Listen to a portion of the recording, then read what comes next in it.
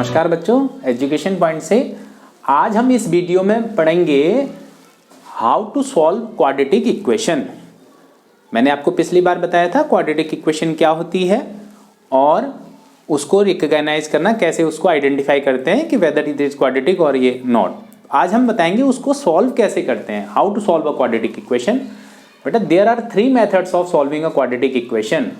The first one is method of factorization, the second one is method of using quadratic formula. एक फॉर्मूले से भी हम सीधा क्वाड्रेटिक इक्वेशन को सॉल्व कर सकते हैं, या इसका नाम है डिस्क्रिमिनेंट मेथड भी बोलते हैं इसको। और तीसरा है बेटा method of completing the square.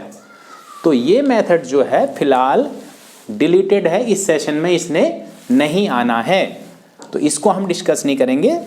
तो आज की वीडियो में हम पढ़ेंगे पहला method, it is method of factorisation.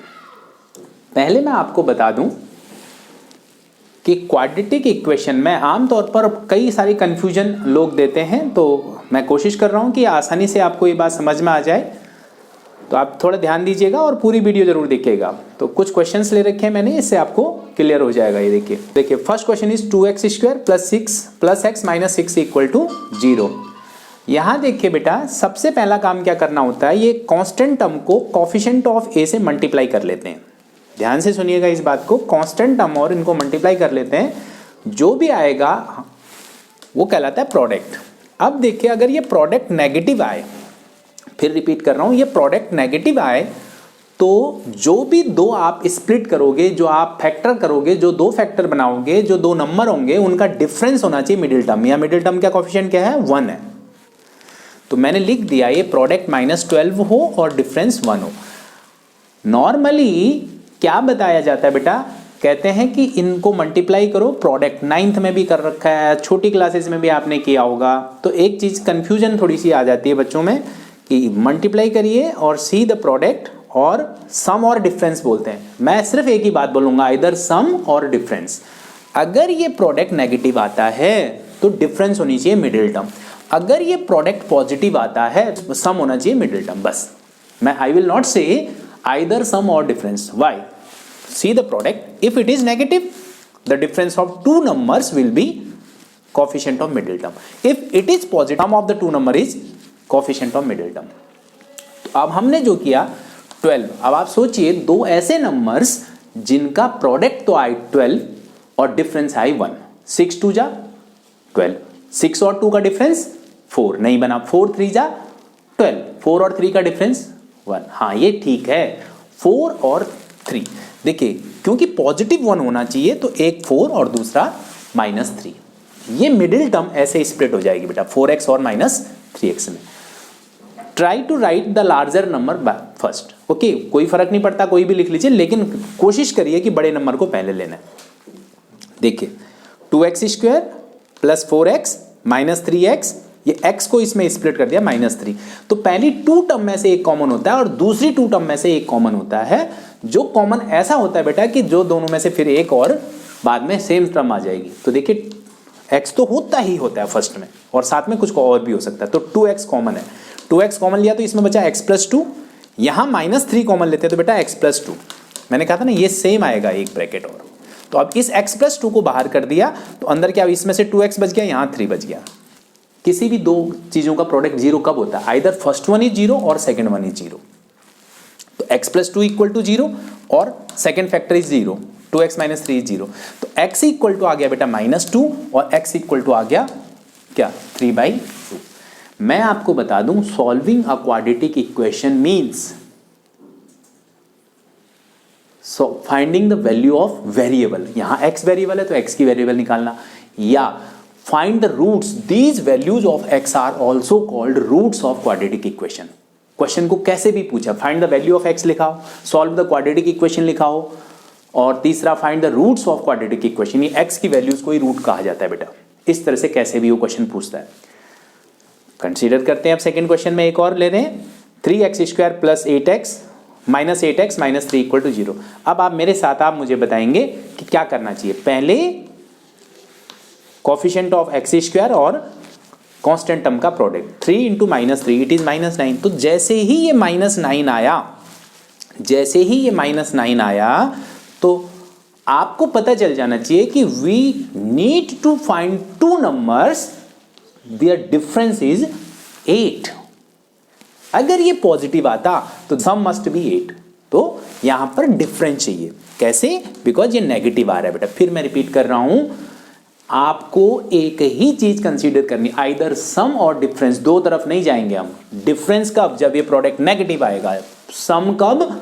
जब ये प्रोडक्ट पॉजिटिव। फिर कंफ्यूजन ही नहीं रहेगी बेटा। जब मुझे पता है I have to see the two factor जिनका डिफरेंस आना चाहिए, तो 9 आना चाहिए। देखो 3 इंटू 3, तो 3 और 3 का तो डिफरेंस कितना आ जाएगा? 0, लेकिन प्रोडक्ट तो 9 आता है।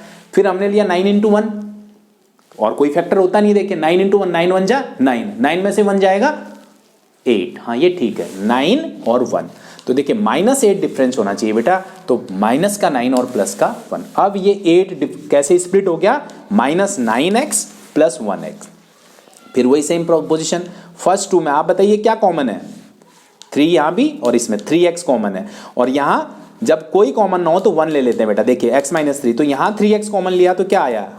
x - 3, तो ये ऑलरेडी x - 3 है, तो हमने 1 ले लिया उसके बाहर, तो ये हो गया x - 3। तो x - 3 is common from the both, तो इधर क्या बचेगा? इसमें से 3x, इसमें से +1।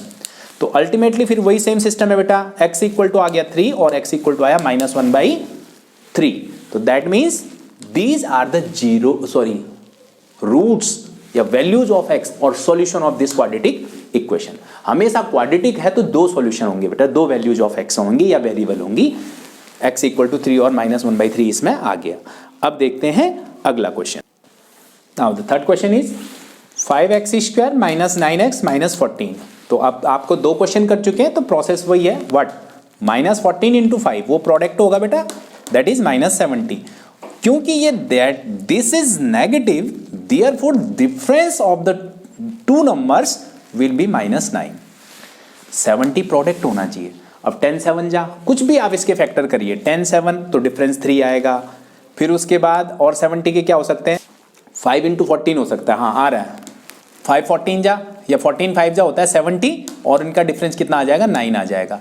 तो देखिए ये नेगेटिव है, ऑब्वियस है। 14 बड़ी टर्म जो है वो माइनस में होगी, क्योंकि डिफरेंस क्या आना चाहिए? -9 आना चाहिए बेटा। कौन सी टर्म थी? ये यहाँ पर थी। तो अब हमने क्या किया? इसके फैक्टर किए, देखिए कौन कौन से? 14 और 5। तो 9x को कैसे लिखा? 5x² - 14x + 5x - 14 equal to 0। तो अब यहां देखो बेटा, इन दो में से एक और इन दो में से एक कॉमन लेना होता है। इसमें क्या कॉमन है? x वेरिएबल टर्म हमेशा होती है, यानी x तो होगा ही होगा। अब उसके साथ कोई नंबर भी हो सकता है, यहां कुछ भी नहीं है नंबर। 5 और 14 में कोई कॉमन ही नहीं होता, तो हमने x बाहर ले लिया, ये आया 5x - 14। एंड सी सेम चीज यहां आ रही है, तो इसका मतलब 1 कॉमन हो गया उसमें से। अगर कुछ ये अगर साइन चेंज होते तो -1 कॉमन हो जाता बेटे। नाउ 5x - 14, 5x - 14 कॉमन हो गया, तो बचा क्या? x + 1। तो अब now either this equal to 0 और this equal to 0। 5x - 14 equal to 0 और x + 1 इक्वल टू 0। तो अब x क्या हो गया? 14/5। क्यों? ये 14 उधर जाएगा, देन अपॉन 5, और x दूसरा हो गया -1।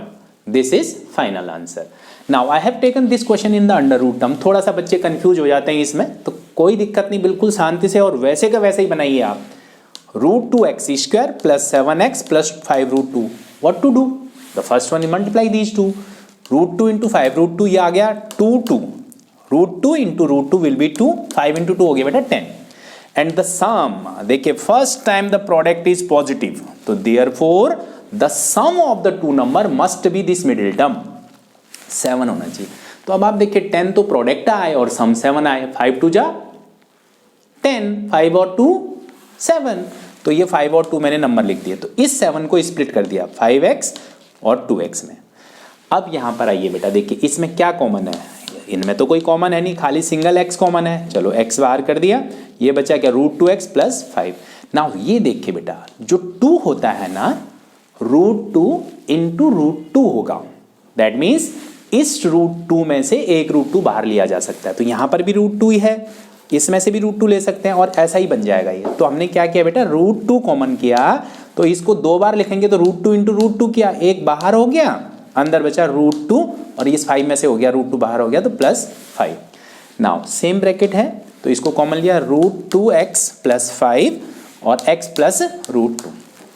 Equal to 0, either first term यानी √2x + 5 इक्वल टू 0 और x + 2 इक्वल टू 0। तो √2x इक्वल टू हो जाएगा बेटा -5 और x इक्वल टू होगा -√2। तो अल्टीमेट क्या आया, x इक्वल टू 5/√2 और x इक्वल टू आया -√2। अब देखिए एक क्वेश्चन ऐसा लिया मैंने जिसमें बच्चा आमतौर पर सोचता है कि बड़ा मुश्किल है ये, तो कैसे जस्टिफाई करेंगे, बने बनाए ही होते हैं। देखिए 4x² - 2a² + b² into x plus a² b²। मैंने क्या किया बेटा, इसको और इसको मल्टीप्लाई करना है, 4 × a² b², तो ये आया 4a² b²। अब फिर वही बात, the product is positive. Okay, positive product है तो सम होना चाहिए कौन सा, मिडिल टर्म। तो सम, ये मिडिल टर्म को मैंने एक्सपेंड कर दिया, क्या होना चाहिए बेटा, -2a² - 2b², ये सम होना चाहिए। तो आमतौर पर ऐसे क्वेश्चन में तो ये अपने आप ही बन रहे, देखो सी, अगर इन दोनों को मल्टीप्लाई करते हो तो ये आ जाता है, यही जो लिखा हुआ है यही तो है, अलग अलग कर दिया हमने, ये 2 नंबर आई 2a²। कहने का मतलब है अगर आप ये ब्रैकेट एक्सपेंड करते हैं तो वहीं पर आपको क्वेश्चन क्लियर हो जाएगा, 2 स्प्लिटिंग टर्म ही मिल रही है। आमतौर पर ऐसा हो जाता है इनमें। सी -2a² - 2b², हमने इस ब्रैकेट को खोल दिया, समझ लीजिए। तो अब आप देखिए इस फर्स्ट में क्या कॉमन है, 2 तो है ही, x तो हमेशा होता है, जो वेरिएबल होगा जिसकी क्वाड्रेटिक इक्वेशन होगी जिस वेरिएबल की, वो तो कॉमन होता ही होता है फर्स्ट वाले। x और 2 भी साथ में है बेटा, तो क्या आया देखिए, इसमें से बेटा 2 × 2 = 4 2 और सिर्फ a² बच गया। यहाँ क्या है, इसमें भी b² है, इसमें भी b², हमने b² बाहर किया, माइनस का करोगे तो बेटा अंदर साइन चेंज हो जाएंगे, क्या बचेगा 2x - a² इक्वल टू 0। तो अब हो गया क्या, 2x - a² into 2x - b², देखिए ये वाला बाहर आ गया, 2x - b² equal to 0। 2x equal to a² और 2x इक्वल टू b², कैसे उधर लेके जाएंगे, x equal to a²/2, x equal to b²/2। देखिए बेटा आज मैंने वैरायटी, मतलब अलग अलग तरह के क्वेश्चन ले लिए जो आपको मेथड ऑफ फैक्टराइजेशन से किसी भी क्वाड्रेटिक इक्वेशन को सॉल्व करने के लिए सफिशिएंट होंगे। बट जैसे मैं कहता रहा हूँ, मैथन तो तभी आती है जब आप प्रैक्टिस करेंगे। On this basis you can practice at least 10 or 12 questions, and this is the most popular method of solving the quadratic equation because this is the smallest method in all. Most of the word problem are being solved by this method, and we have to be perfect in, especially in method of factorization. So therefore I hope you have understand all such things and you will work on it. In next video we will meet again along with the another method. It is method of using the quadratic formula. Till then, namaskar, धन्यवाद।